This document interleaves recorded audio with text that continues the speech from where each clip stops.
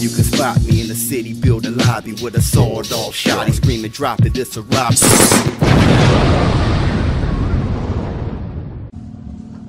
What's up, my people? This is ShowBizz, the adult. Let's talk about Saturday and Triple G versus Marty Rosen first. You know what?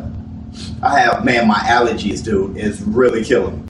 Triple G knocked him out sensationally in the second round. How I feel about that fight is I totally agree with Max Kellerman and kind of what he was implying. His knockout, I didn't feel like, okay, Triple G is back. He hasn't had a knockout in a while, and he's looking sensational. He's back. I really felt like Triple G was being Triple G. Triple G, the way his career goes or what he does and how he demolishes opponents or how he approach a challenge kind of reminds me of Mike Tyson, okay? And this is what Max Kellerman was kind of implying. Mike Tyson, no one looked better against C-level and B-level fighters than Mike Tyson. He demolished those guys. Case in point, his fight against Alex Stewart compared to Holyfield's fight against Alex Stewart. You can easily argue that Evander Holyfield is a better heavyweight than Mike Tyson.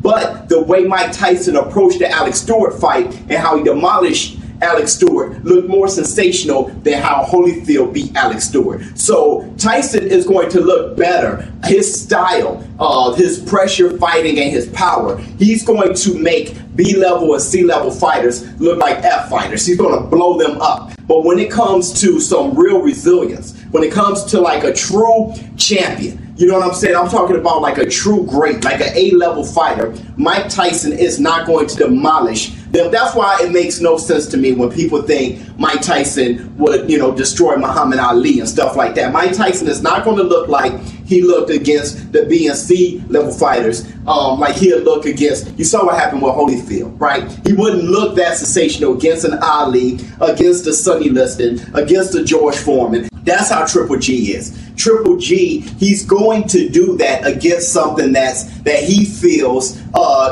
doesn't pose that much of a threat. But when it comes to higher B to A-level fighters like a Canelo and Danny Jacobs, he's getting hit with more resilience and he's not looking that sensational. He didn't get worse. Father Time didn't catch up. His style, okay, because he takes a lot of shots on the chin and he's a pressure fighter. When you have a great fighter or a very good fighter, you start to look different. He's not going to walk through those guys, okay? So, you can argue that Danny Jacobs took the second half of that fight. You can actually argue that Danny Jacobs was robbed and he fought to a draw with Canelo. Depending on what you're looking at, some people say Triple G definitely won. Some people say Canelo won.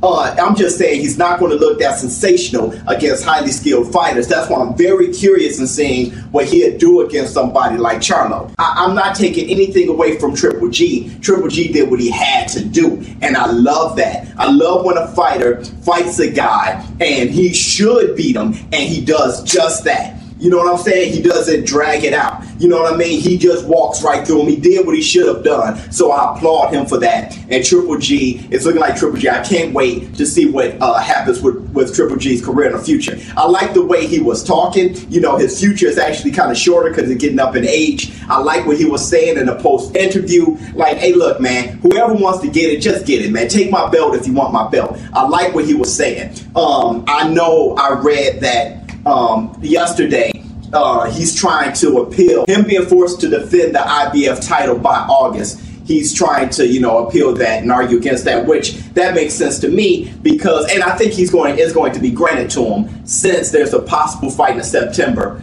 with Canelo Alvarez, right? So I think it's going to be, granted to him. It'll make no sense for him to have to take an August fight, but I wouldn't, so if you have to strip him of the IBF, strip him of the IBF, but I think they're smarter than that, and it just makes more business sense to allow him to keep the IBF and fight Canelo Alvarez in September for the belts.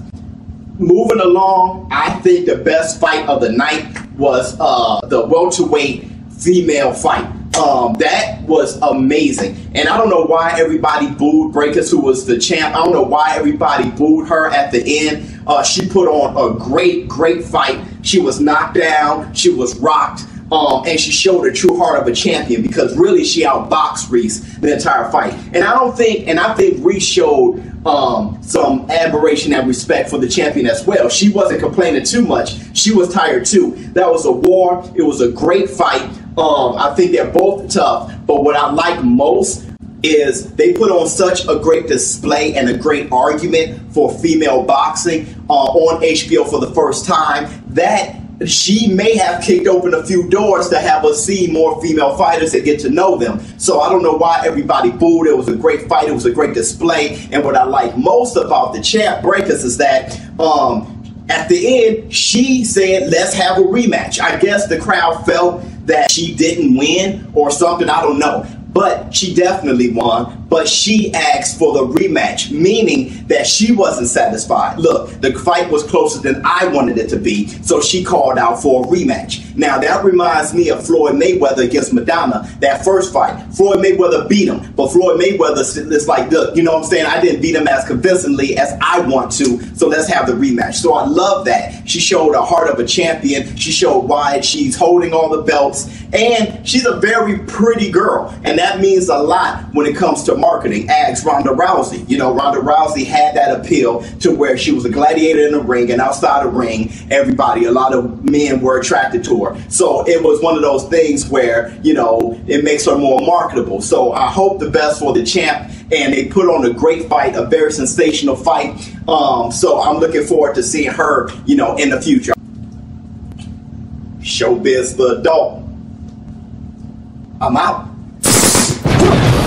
Stop me in the city, building lobby with a sawed-off shotty, screaming, drop it, it's a robbery.